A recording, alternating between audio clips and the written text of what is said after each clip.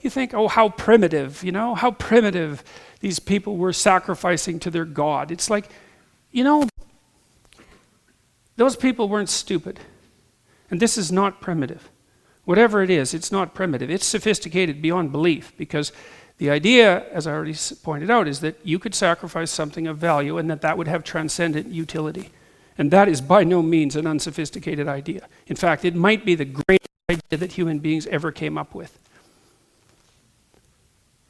It's an answer to the problem that's put forward in the story of Adam and Eve, right? Because we became self-conscious, and then we discovered the future, and then we knew we were going to die, and then we knew we were vulnerable, and then we became ashamed, and then we developed the knowledge of good and evil, and then we got thrown out of paradise. It's like, that's a big problem. So what the hell are you going to do about it? Well, sacrifice. That's the hypothesis.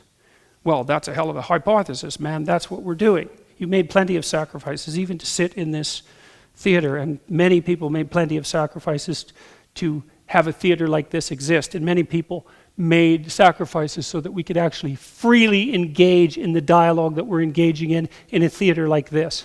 And so it's like all of this is built on sacrifice, and sacrifice bloody well better work, because we do not have a better idea. Sacrifice, what's the counter position? Murder and theft. So let's go with sacrifice, shall we?